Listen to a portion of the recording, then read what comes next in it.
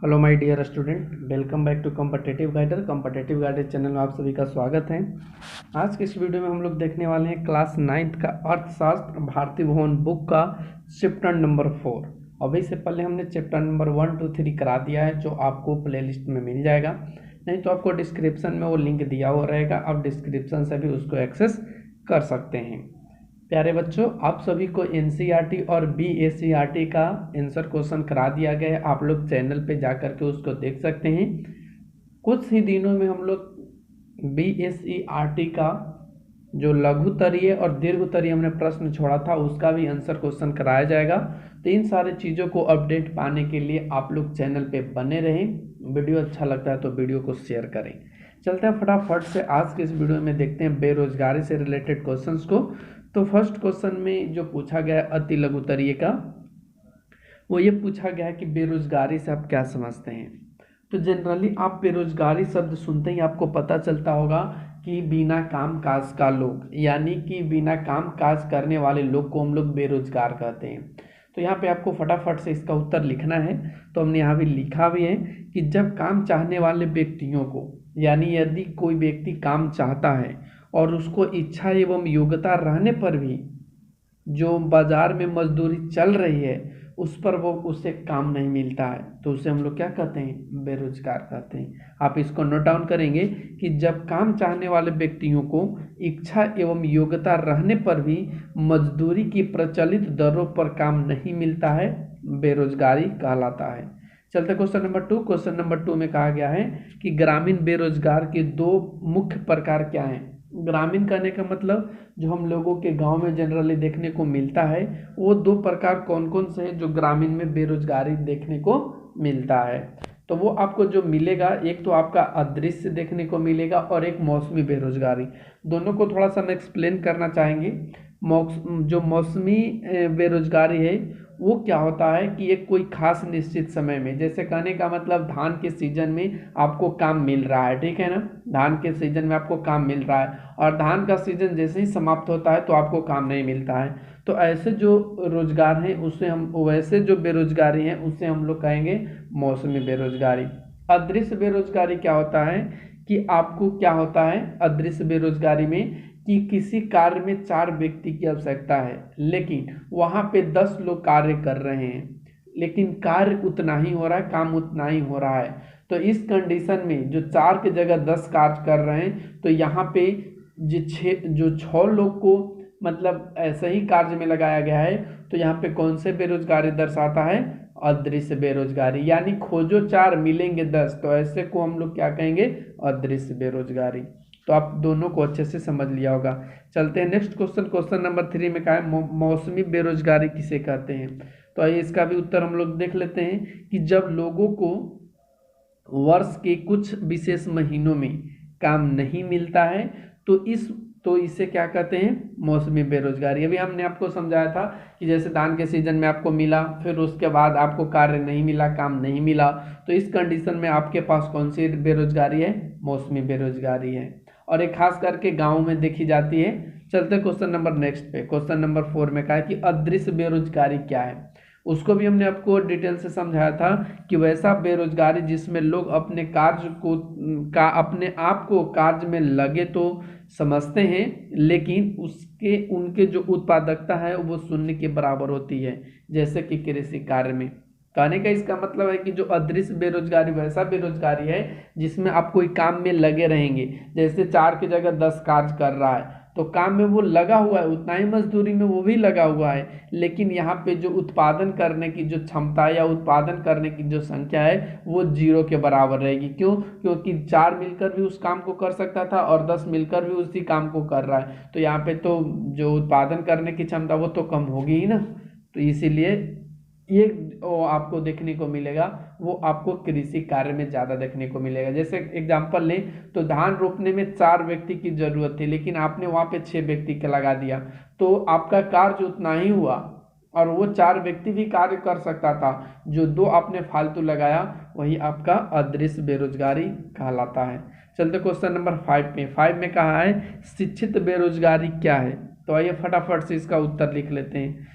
तो हमने लिखा है कि जब समाज के शिक्षित वर्ग के लोगों को उनके शिक्षा एवं योग्यता के अनुसार काम नहीं मिलता है तो इन्हें हम क्या कहते हैं, शिक्षित बेरोजगारी कहते हैं। जैसे कहने का मतलब आज के डेट में जो ग्रेजुएशन करके स्टूडेंट बैठे हुए हैं और उनको काम नहीं मिलता है, जो मतलब बीए एमए करके बैठे हुए हैं और उनको कार्य नहीं मिल रहा है, तो इस कंडीशन में जो उनको कार्य नहीं मिल रहा है तो वो अभी कौन से बेरोजगारी में है, तो शिक्षित बेरोजगारी, यानी पढ़े लिखे हैं लेकिन उनके पास रोजगार नहीं है, तो ऐसे लोगों को क्या कहेंगे, शिक्षित बेरोजगारी।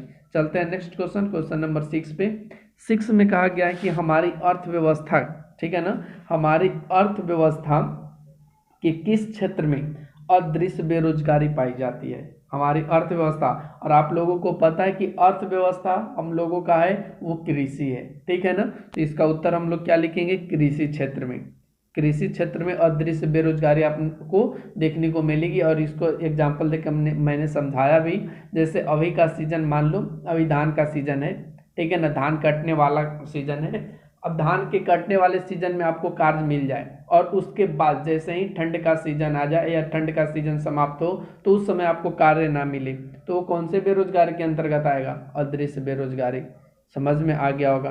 चलते क्वेश्चन नंबर 7 पे। 7 में कहा है कि बिहार में बेरोजगारी की समस्या के समाधान के 2 उपाय बताएं, यानी बिहार में जो बेरोजगारी है उसको खत्म करने के लिए आपको 2 उपाय बताना है कि आप कैसे खत्म कर सकते हो। तो फर्स्ट तो आप क्या कर सकते हो, कृषि एवं कृषि आधारित जो उद्योग है उसको आप विकास कर दोगे, या जिससे कि आपको सालों भर कृषि क्षेत्र में कार्य मिल सके।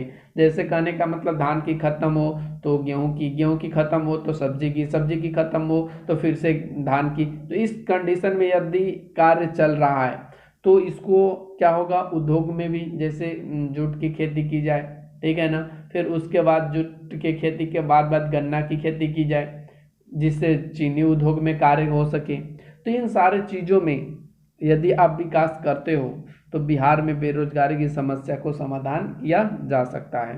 सेकंड में, बढ़ रही जनसंख्या पर नियंत्रण।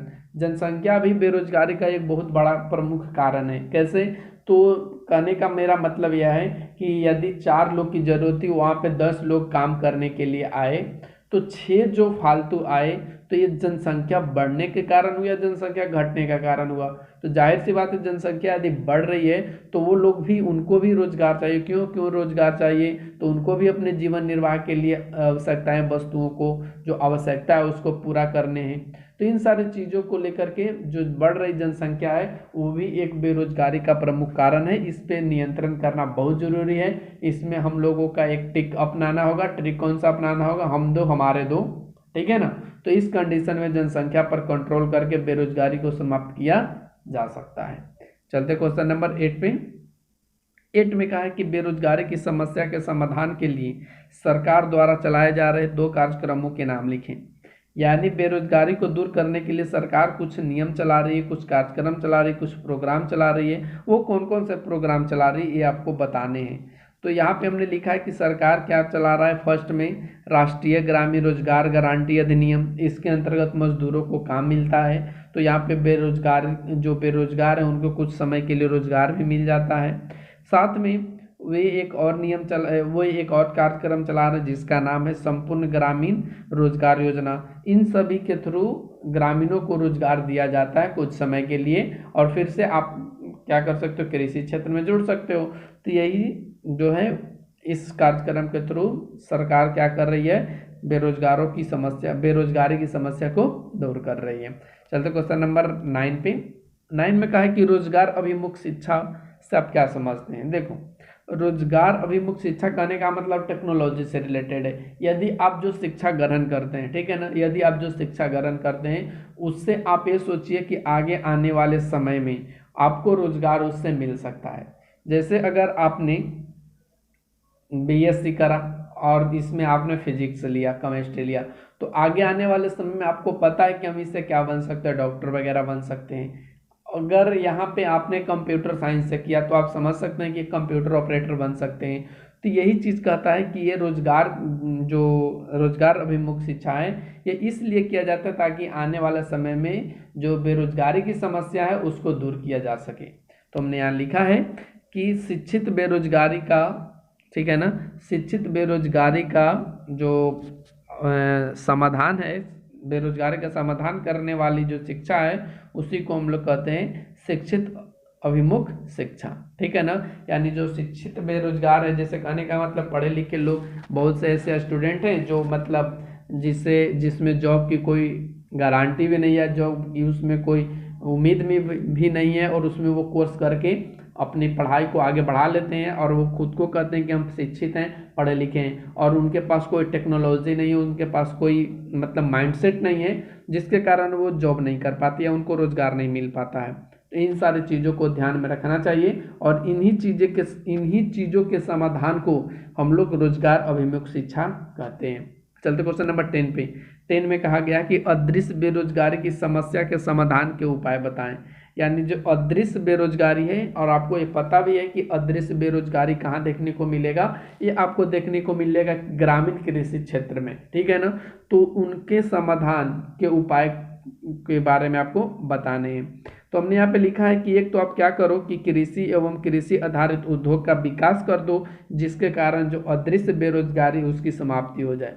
और इसको समझने के लिए आप समझ सकते हो कि जब अदृश्य बेरोजगारी को समाप्त किया जाएगा तो उसके लिए हमको उद्योग विकास करने होंगे, नए नए उद्योग स्थापित करने होंगे। जैसे कि यहाँ पे हम बात करें तो कोयला उद्योग वगैरह है, तो उसमें भी विकास करने चाहिए। साथ में जो सूती वस्त्र उद्योग है, खादी ग्राम उद्योग वस्त्र जो है, खादी ग्राम उद्योग, उसमें भी कुछ विकास करने चाहिए। और साथ में जो लघु कुटीर उद्योग हैं, इन सबों पर भी विकास करने चाहिए। इन सबों का विकास यदि करता है सरकार या करती है सरकार, तो इस कंडीशन में जो अदृश्य बेरोजगारी है उसकी समस्या को समाधान किया जा सकता है।